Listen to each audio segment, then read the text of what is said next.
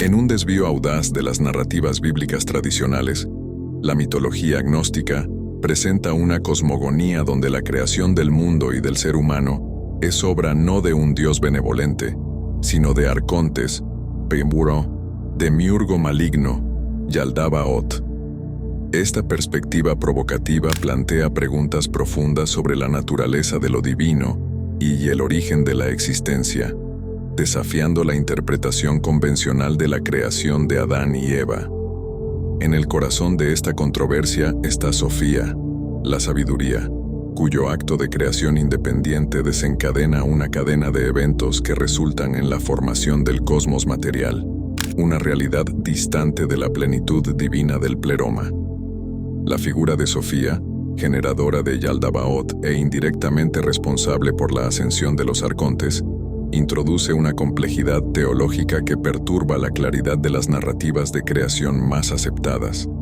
Esta visión gnóstica del origen del mundo no solo subvierte las historias de creación conocidas, sino que también pone en jaque la propia naturaleza de la realidad, invitándonos a cuestionar cuál es el verdadero origen del cosmos y de la humanidad, y qué revela esto sobre lo divino y nuestro lugar en el universo. En el núcleo de ciertas corrientes del cristianismo primitivo, encontramos una cosmovisión única y profundamente misteriosa.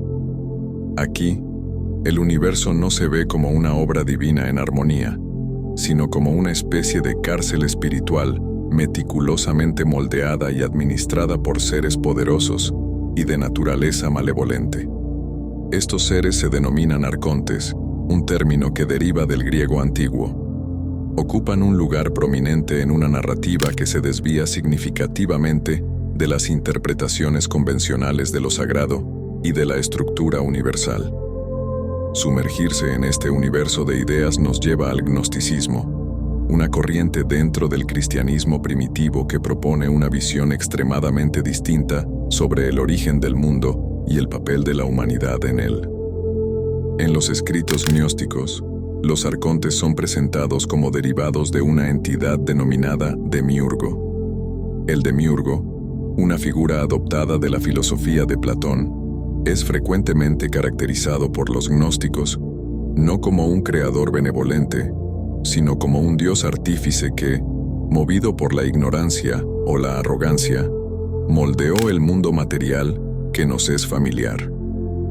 Esta interpretación se distancia radicalmente de la visión platónica, en la cual el demiurgo aspira a replicar la perfección del reino de las formas. Aquí, en el gnosticismo, es retratado como un ser falto o malintencionado, cuya obra representa una aberración de la verdadera esencia espiritual. Los arcontes, por lo tanto, actúan como los soberanos de esta creación desvirtuada. Son los vigilantes y verdugos del plano material, aprisionando las almas humanas en un ciclo interminable de renacimientos y olvido, alejándolas de su verdadera esencia divina y del pleroma, la totalidad donde reside el Dios Supremo, mucho más allá del alcance del demiurgo y de su creación. Ahora, si estás interesado en magia, alquimia, cábala, filosofía o la historia del ocultismo, asegúrate de suscribirte aquí en Camino Etéreo. Además, espero que consideres apoyar este trabajo con la opción de súper agradecimiento que puedes encontrar debajo del video. La revelación de estas nociones enigmáticas fue significativamente ampliada con el hallazgo de manuscritos antiguos, como los de la biblioteca de Nag Hammadi, desenterrados en Egipto a mediados del siglo XX. Esta colección preciosa, que abarca textos gnósticos cristianos, escritos herméticos y disertaciones filosóficas, arroja luz sobre las creencias y rituales de comunidades que practicaban una versión del cristianismo bastante distinta de la corriente que eventualmente prevalecería en la tradición ortodoxa. La emergencia de estas creencias complejas está vinculada al contexto histórico y cultural vibrante, pero turbulento de los siglos II y III de Cristo. Durante este periodo, el Imperio Romano, a pesar de su inmenso territorio e influencia, lidia con una serie de crisis internas y amenazas externas. La idea de estabilidad, tanto política como económica, se había convertido en un recuerdo distante para muchos, particularmente en regiones con un largo historial de dominio e influencia extranjera, como es el caso de Egipto. En este panorama de fragmentación e incertidumbre, surgieron diversas corrientes filosóficas y espirituales buscando explicar la condición humana y señalando caminos para trascenderla.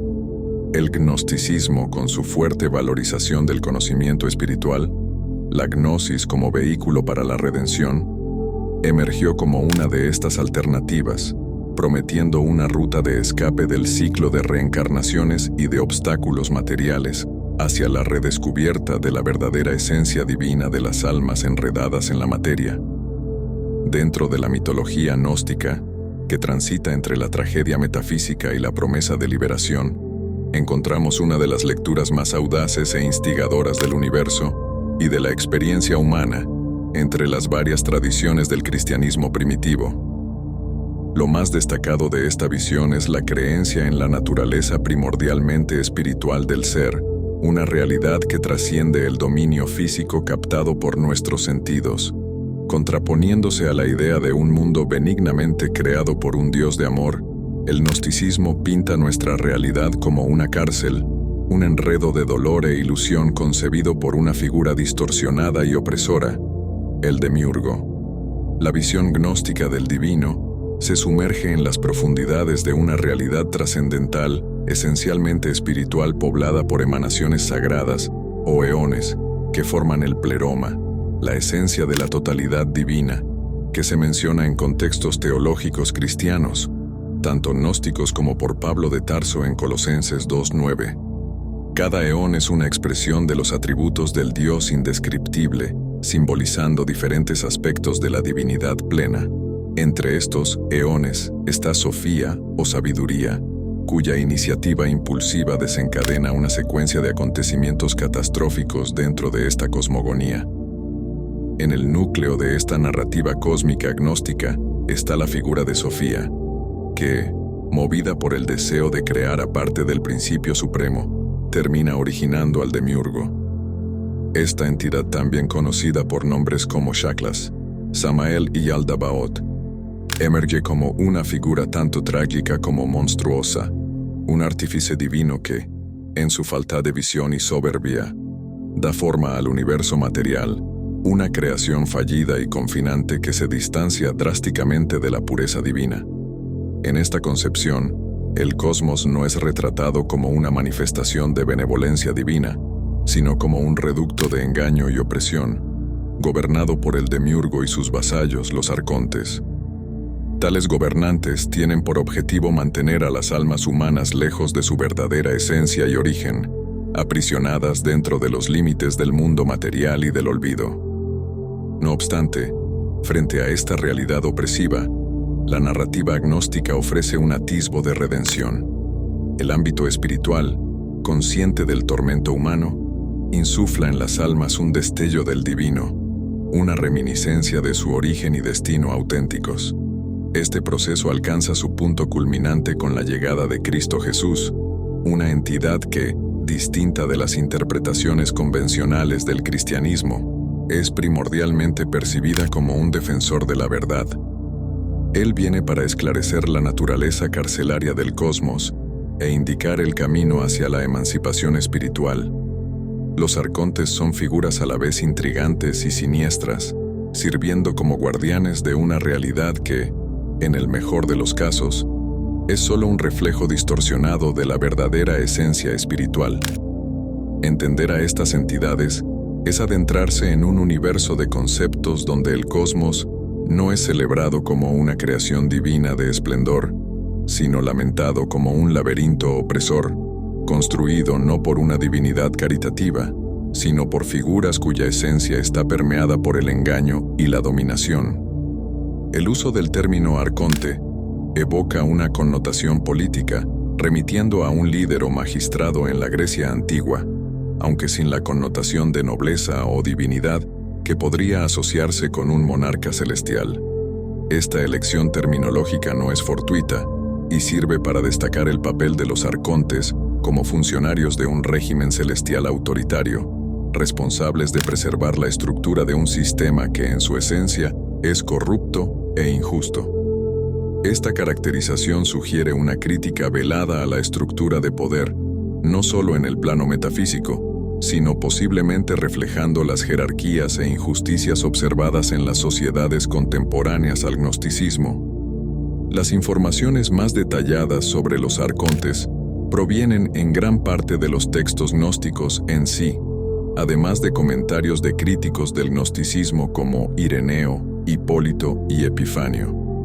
Estas fuentes nos dan a entender la existencia de un panteón de entidades que, aunque sirven colectivamente bajo el mando del demiurgo, poseen identidades y roles distintos dentro de lo que puede describirse como la arquitectura de esta prisión cósmica.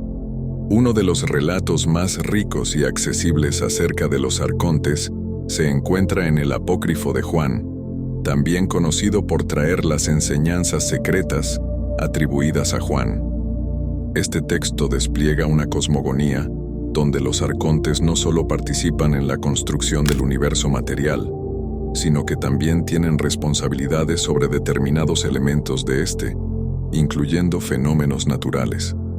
De manera más significativa, ellos influyen en aspectos de la condición humana que nos encadenan a la ignorancia y al olvido de nuestra verdadera origen divina. La mitología agnóstica va más allá de la simple concepción del mundo físico, entrelazando elementos de astrología, mitología y simbolismo en una narrativa esclarecedora sobre la estructura profunda del cosmos y cómo ésta resuena en la experiencia humana. En el centro de esta historia está el demiurgo Yaldabaoth, cuyo acto inicial de autocreación desencadena la emergencia de un linaje de entidades, iniciando con un grupo de 12 arcontes. Estos seres parecen combinar tradiciones de la mitología judaica con ideas más enigmáticas, dando vida a una cosmología singular. Los 12 arcontes iniciales son fundamentales en la cosmología gnóstica, simbolizando el zodiaco y estableciendo la estructura celeste como un escenario constante sobre el cual se despliega el gran drama cósmico. Introduciendo figuras divinas que dictan las leyes y los ritmos universales, moldeando así la propia realidad del tiempo y el espacio. La narrativa se profundiza con la mención de 7 gobernantes adicionales asociados a los planetas del modelo geocéntrico, visibles a simple vista. Estos seres, que probablemente emergen de tradiciones variadas y son tejidos en la historia contada en el Apócrifo de Juan, encarnan las influencias planetarias sobre el universo y la existencia humana, con cada uno relacionado a un día específico de la semana. Este aspecto refleja una visión holística, vinculando el macrocosmo celestial al microcosmo de la vida diaria. Lo que es particularmente fascinante en los textos gnósticos es la descripción de los arcontes, algunos de los cuales son retratados con rasgos animalescos o incluso formas elementales como fuego vivo. Estas representaciones pueden tener inspiración en la iconografía del antiguo Egipto, donde es común la representación de divinidades y seres espirituales con cabezas de animales, simbolizando sus capacidades y esferas de influencia. Esta fusión de características humanas y animales refleja la dualidad de los arcontes, divinos en ciertos aspectos, pero profundamente vinculados al dominio material y al orden terrestre. En un acto marcado por la arrogancia, Yaldabaoth se autoproclama el Dios Supremo, una declaración que es prontamente desafiada por una voz proveniente del plano espiritual superior, evidenciando la profunda ignorancia del demiurgo y la existencia de una esfera divina que trasciende su comprensión y dominio. Este intercambio resalta el abismo que separa al demiurgo de la verdadera divinidad y enfatiza la dicotomía entre conocimiento gnosis e ignorancia agnosis, un tema recurrente en la cosmología gnóstica. Imitando de forma distorsionada el pleroma, Yaldabaoth, junto con los arcontes, crea un dominio de tinieblas y materia, una pálida y corrompida imitación del reino espiritual. De esta distorsión surgen 365 entidades angélicas o demoníacas, representando los días del año, simbolizando la influencia perenne de los arcontes sobre el plano material. En un último gesto de narcisismo, Yaldabaoth decide moldear un ser a su propia imagen, un momento que señala un nuevo capítulo en la saga gnóstica de la humanidad, indicando simultáneamente una crisis. 1. Ventana para la revelación y redención. La creación del ser humano dentro del contexto gnóstico es un proceso lleno de audacia y falta de visión. Liderados por Yaldabaoth, estos seres demoníacos se empeñan en crear al hombre a su imagen, una narrativa que resuena con la del Génesis bíblico, pero con una interpretación singularmente hermética. Este intento de crear al hombre va más allá de la mera vanidad, reflejando la naturaleza pluralista del demiurgo y sus acólitos, desafiando así la idea monoteísta de un único Dios creador. La formación del Adán gnóstico es un proyecto colectivo de los arcontes, con cada uno de ellos contribuyendo con diferentes atributos al ser humano, abarcando características tanto psíquicas como físicas. Este enfoque compartido a la creación refleja la complejidad de los arcontes y su autoridad sobre las diversas esferas del universo material y psicológico. A través de esta cooperación, los arcontes dotan al hombre primordial con un espectro de experiencias y emociones humanas, desde los instintos más elementales hasta los ideales más sublimes. En un momento decisivo de la cosmogonía gnóstica, la figura de la Madre Celestial interviene, infundiendo vida en el Adán psíquico por medio de Yaldabaoth. Este acto no solo anima a la criatura formada, sino que también inserta en ella una chispa de divinidad, despertando un potencial para la trascendencia que supera las intenciones originales de los arcontes. Esa chispa divina en el hombre primordial se convierte en un reservorio de poder e iluminación, algo que los arcontes, limitados en su comprensión, no logran percibir completamente. La creación del Adán psíquico se revela como un acto ambiguo, pues sin que los arcontes lo percibiesen, dotan al hombre de capacidades que superan las de cualquiera de ellos individualmente. Esta ironía subraya la imperfección de los arcontes y señala la posibilidad de liberación humana. La chispa de conciencia concedida al hombre le ofrece una visión sobre la verdad de su situación y su potencial para liberarse del yugo de los arcontes. Al notar la magnitud de su error, los arcontes intentan contener el potencial humano encapsulándolo en una capa adicional de realidad, el cuerpo físico construido de los elementos materiales más básicos. Este confinamiento material es seguido por el posicionamiento del hombre en el jardín del Edén, un lugar lleno de placeres sensoriales destinados a distraer y seducir, manteniendo al hombre ajeno a su verdadero poder y naturaleza divina. Así, lejos de ser un paraíso, el jardín representa una jaula dorada, concebida para mantener al hombre en la ignorancia de su esencia trascendental. La teología gnóstica propone que el encarcelamiento va más allá de la mera corporalidad, alcanzando las profundidades de la experiencia humana. Según los gnósticos, no son solo los cuerpos físicos los que funcionan como prisiones para las almas, sino también los cuerpos psíquicos, las manifestaciones de nuestras vidas mentales y emocionales.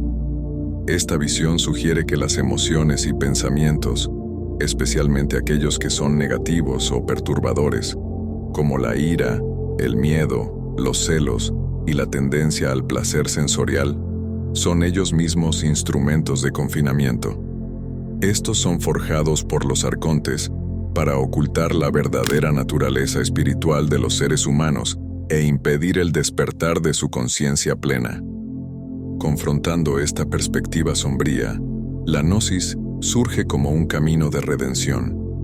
La visión iluminada, un don del plano espiritual, constituye la llave para superar las restricciones impuestas por los arcontes.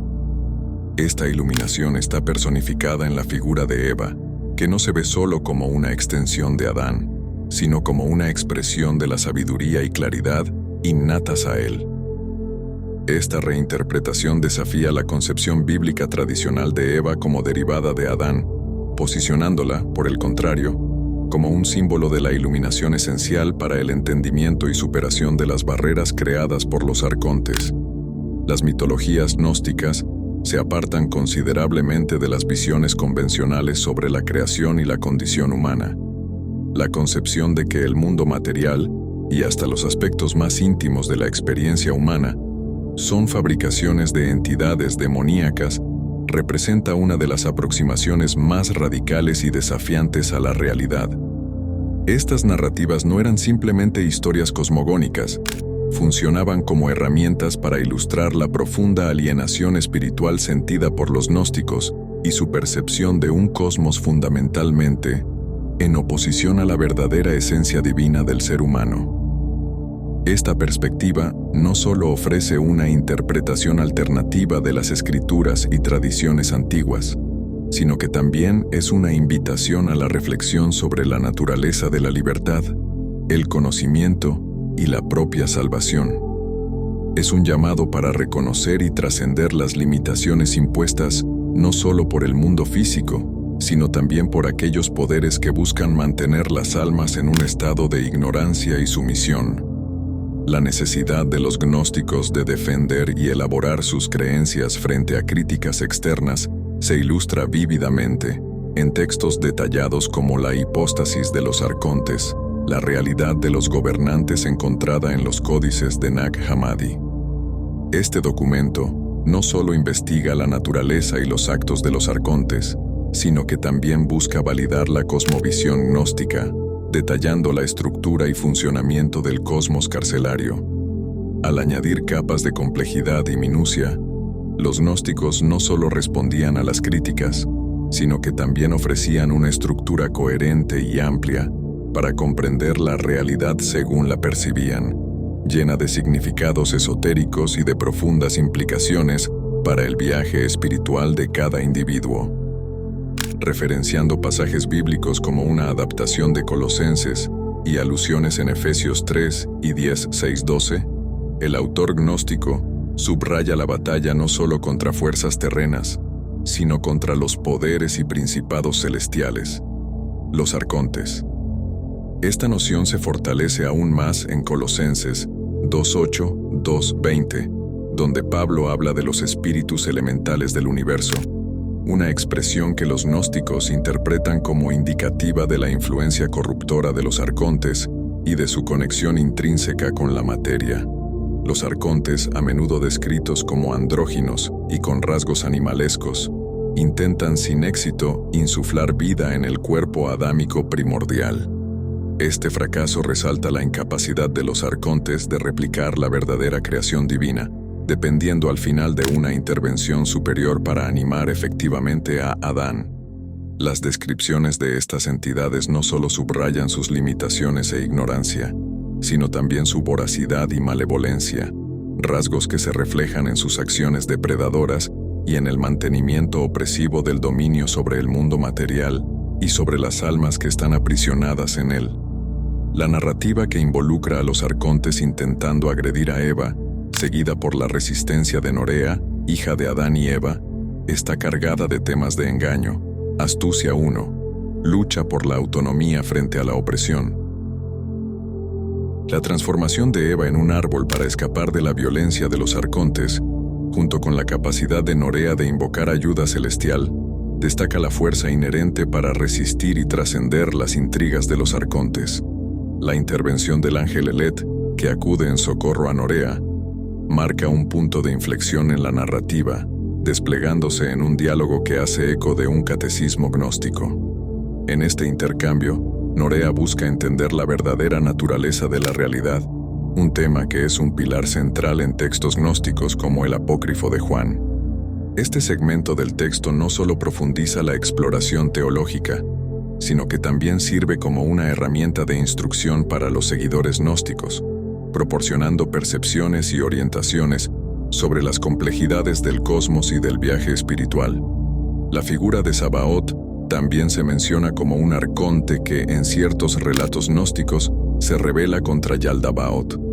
Esta parte de la narrativa resalta la posibilidad de trascendencia y redención incluso dentro del dominio de los arcontes, sugiriendo que existen disidencias y oportunidades para el cambio incluso entre estas entidades, desafiando la idea de una malevolencia uniforme e inalterable. Tal perspectiva no solo enriquece la narrativa gnóstica con matices de conflicto y esperanza, sino que también propone una visión más compleja de la naturaleza de los arcontes y de sus capacidades de evolución y transformación internas. La narrativa gnóstica se desarrolla revelando una serie de eventos y enfrentamientos celestiales, culminando en momentos críticos como el reproche de Yaldabaoth por Zoe, la personificación de la vida y hija de la sabiduría Pistis Sophia. Este evento significativo señala un punto de inflexión para los arcontes, especialmente para Sabaoth, quien al presenciar el reproche de Zoe a Yaldabaoth, comienza a cuestionar la autoridad y las proclamaciones de su padre. Sabaoth, iluminado por la intervención de Chou, renuncia a su lealtad al demiurgo y se vuelve en oración hacia el reino espiritual superior. Este acto de fe y renuncia es recompensado con su exaltación y la concesión de un lugar privilegiado cerca del pleroma, la esfera de la plenitud divina. La asignación de un trono a Sabaoth y su asociación con Zoe son simbólicas de su transformación y de su nueva posición positiva dentro del esquema cósmico gnóstico, suavizando la perspectiva dualista de la cosmología al introducir una posibilidad de redención y cambio incluso entre los arcontes. La ascensión de Sabaoth, sin embargo, provoca la envidia en Yaldabaoth, cuyos sentimientos negativos se manifiestan como la muerte, una fuerza corruptora que infiltra el cosmos material. Este desarrollo añade una capa adicional de complejidad a la mitología gnóstica, iluminando las repercusiones emocionales y espirituales de las interacciones entre estas entidades celestiales. Además, la mención de los sofitas, o seguidores de la serpiente, introduce una faceta intrigante de la tradición gnóstica, que venera a la serpiente del jardín del Edén como una portadora de sabiduría. En contraste con los arcontes, la serpiente es presentada como una reveladora del conocimiento espiritual, desafiando así la narrativa bíblica tradicional. El diagrama Ofita, como lo preserva Orígenes, presenta una visión esotérica de la realidad, extendiéndose desde los dominios divinos hasta los inferiores, con 7 arcontes que podrían representar emanaciones o generaciones de Yaldabaoth. La inclusión de figuras como Leviatán y Behemoth en el contexto Ofita, actuando como almas o guardianes de los reinos psíquico y material, respectivamente, añade una rica capa de simbolismo a la cosmología gnóstica. Aunque frecuentemente asociados con fuerzas caóticas o destructivas en la mitología bíblica, estos seres asumen roles distintos dentro de la visión gnóstica, aunque sus roles exactos permanecen enigmáticos debido a la naturaleza fragmentada y diversa de los textos gnósticos sobre la origen del mundo. Encontrado en la biblioteca de Nag Hammadi, es uno de los textos gnósticos más sofisticados e informativos que se sumerge profundamente en la cosmología gnóstica y en la saga de los arcontes. Este documento no solo complementa las narrativas de la realidad de los gobernantes, sino que también enriquece sustancialmente nuestro entendimiento sobre los arcontes y su papel en el universo gnóstico. En este relato, se detalla un conflicto celestial donde los arcontes confrontan a Sabaoth, el arconte que encontró redención. La victoria de Sabaoth se celebra con la creación de los serafines, ángeles que entonan alabanzas continuas, haciendo eco así a la tradición judeocristiana de seres celestiales en adoración alrededor del trono divino. Esta parte de la narrativa no solo exalta a Sabaoth, sino que también lo posiciona como una figura crucial en la celebración celestial y, de manera sorprendente, como un precursor en la historia de la salvación cristiana, responsable de la venida de Jesucristo al mundo. La trayectoria de Sabaoth subvierte la imagen tradicional de los arcontes dentro del gnosticismo, demostrando que incluso en las jerarquías celestiales existe potencial para redención y cambio. Sabaoth ejemplifica una imagen particular de la mitología gnóstica, en la cual la salvación y la sabiduría pueden surgir de fuentes menos esperadas, incluso de un arconte redimido. Además, el texto crea puentes intrigantes con otras obras gnósticas como Mente Perfecta Trovejante, sugiriendo un complejo entrelazamiento de referencias y temas recurrentes que enriquecen la literatura gnóstica. Otras obras importantes, como Pistis Sophia y el Panarión de Epifanio de Salamina, presentan perspectivas alternativas y listas de arcontes, mostrando la vasta gama de interpretaciones y enseñanzas existentes en las comunidades gnósticas. La inclusión de figuras mitológicas como Hécate y Tifón en algunas de estas listas indica una fusión de varias tradiciones e influencias culturales en la formación de la mitología gnóstica. La referencia al Panarión y la historia de la secta de los Árticos en el siglo IV resaltan la persistencia y adaptación de las creencias gnósticas a lo largo del tiempo. La conversión del cristiano armenio Tactos y la propagación de las ideas gnósticas por Armenia y Palestina ilustran el dinamismo en la transmisión y transformación de las creencias religiosas. Mencionando textos como Armonía, Teógenes y la Ascensión de Isaías, vemos cómo los escritos gnósticos y apócrifos han sido fundamentales en la formación del pensamiento religioso y en la práctica espiritual.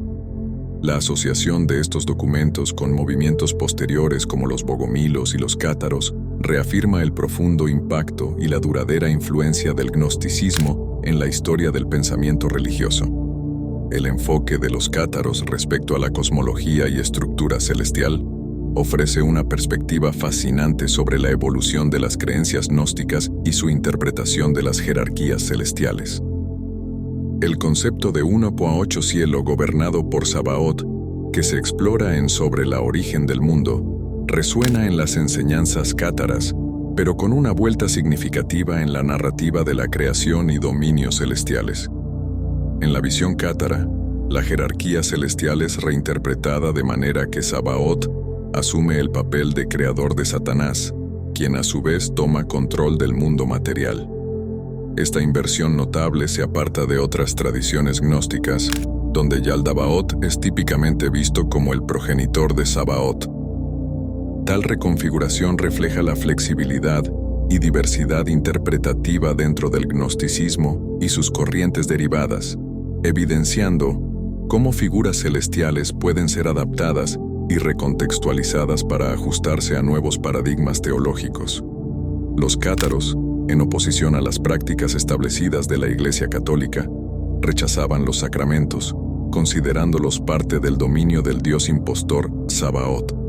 Para ellos, la verdadera ascensión espiritual se obtenía a través de la renuncia de estas prácticas mundanas y la superación de los desafíos impuestos por los arcontes en su retorno al pleroma, donde la sabiduría de Sofía los esperaba. Este proceso de ascensión, involucrando enfrentamientos defensivos con cada arconte, simboliza un viaje de purificación e iluminación espiritual. El Panarión de Epifanio de Salamina, con su nombre evocador que significa cesto de pan, surge como un texto crucial para el estudio del gnosticismo y sus diversas facciones. Aunque originalmente concebido como una refutación de las herejías, este documento es una fuente rica de información sobre las creencias y prácticas de grupos como los cátaros, ofreciendo una visión valiosa sobre el pensamiento religioso de la época. La lectura de los textos gnósticos a menudo revela una complejidad y extrañeza en los nombres dados a los arcontes y sus entidades asociadas, planteando preguntas sobre sus orígenes y significados. La práctica de nombrar seres celestiales, sean ángeles, demonios o daimones, divinidades o espíritus en griego, basándose en los dominios celestiales que gobiernan, era común en la antigüedad, reflejando una concepción del cosmos donde cada esfera celestial estaba bajo la guarda de una entidad específica. Estos nombres, a menudo peculiares o enigmáticos, pueden tener sus raíces en tradiciones más antiguas que fueron tomadas y adaptadas por los grupos gnósticos para encajar en sus propias cosmologías únicas. La estructuración del cosmos en capas en los textos gnósticos revela una comprensión profundamente arraigada en las concepciones astronómicas y astrológicas de la antigüedad. Esta división en 12, 7 y finalmente 365 partes no solo corresponde a la organización del zodíaco y al movimiento de los cuerpos celestes, sino también al ciclo anual, integrando así el espacio celeste con el tiempo procesual. Esta estructura sugiere que los arcontes, como reguladores del cosmos, tienen influencia tanto sobre la dimensión espacial como sobre la temporal del universo, determinando así el destino del mundo material y psíquico. Al observar la transición de ángeles y daimones a arcontes, notamos una clara demonización de estos seres cósmicos. Este cambio refleja una reinterpretación significativa de la función y naturaleza de estas entidades de agentes divinos, o neutrales, pasan a ser vistos como seres explícitamente malignos, responsables de mantener el orden y la estructura de un cosmos considerado defectuoso o prisional. La cuestión de los nombres arcónticos, muchos derivados de tradiciones hebraicas y arameas, pero presentados en formas alteradas o corrompidas, permanece como uno de los aspectos más fascinantes y misteriosos de los estudios gnósticos. Nombres como Yaldabaoth, que evoca la idea de niño del caos o generador del caos, y Barbelo, con sus connotaciones arameas, ilustran la complejidad y el sincretismo cultural que permea la terminología gnóstica. Adicionalmente, en textos gnósticos como el Apócrifo de Juan, los libros de Yeu y Pistis Sophia, encontramos una extensa lista de entidades involucradas en la creación y mantenimiento del cuerpo adámico primordial y en la operación del cosmos. Estas entidades, frecuentemente dotadas de nombres enigmáticos, reflejan la rica historia mitológica del gnosticismo, donde cada ser desempeña un papel específico dentro de la cosmología gnóstica. Esta diversidad de seres y funciones destaca la complejidad de la visión gnóstica del universo, que entrelaza temas teológicos, filosóficos y místicos en una visión coherente del mundo y de su origen. La conexión entre los nombres arcónticos encontrados en los textos gnósticos y las prácticas documentadas en los papiros mágicos griegos ofrece una perspectiva reveladora sobre la posible origen de estos términos enigmáticos.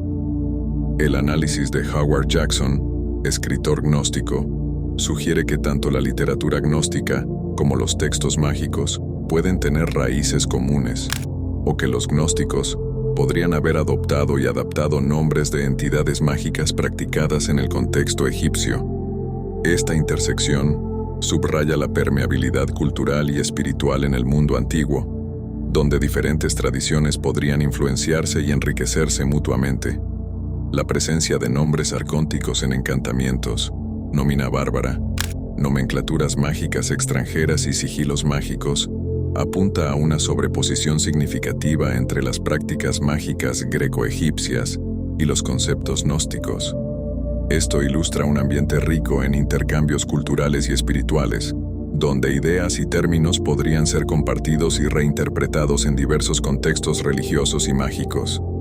Además, las similitudes entre los rituales gnósticos, como los complejos rituales de bautismo encontrados en los libros de G, y las prácticas de la magia greco-egipcia, refuerzan la posibilidad de una conexión profunda entre estas esferas de actividad religiosa.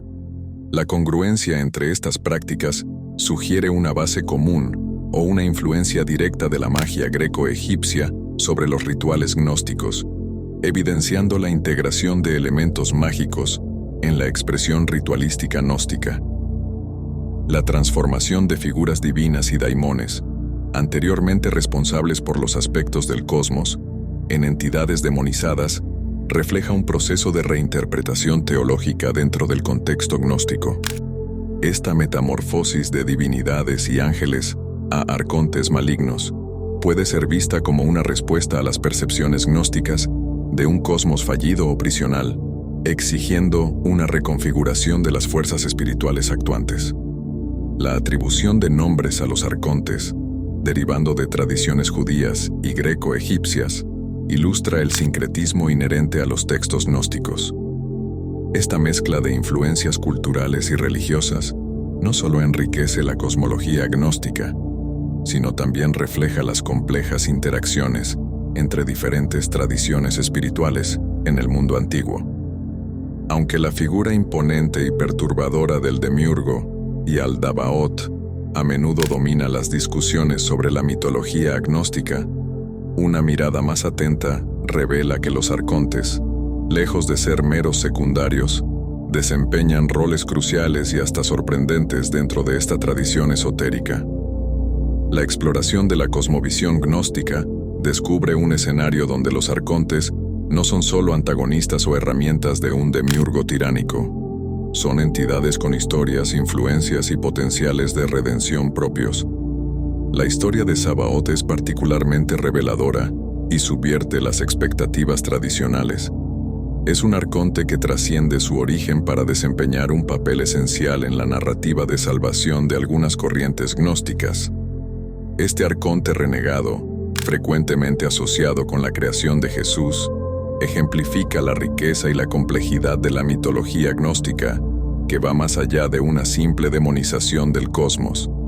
Además, la interconexión entre los arcontes y las prácticas mágicas greco-egipcias arroja luz sobre el papel de estas entidades en el mundo antiguo. Las similitudes entre rituales gnósticos y técnicas mágicas no solo revelan una superposición cultural y espiritual entre diferentes tradiciones, sino que también resaltan a los arcontes como figuras centrales en este intercambio de ideas y prácticas.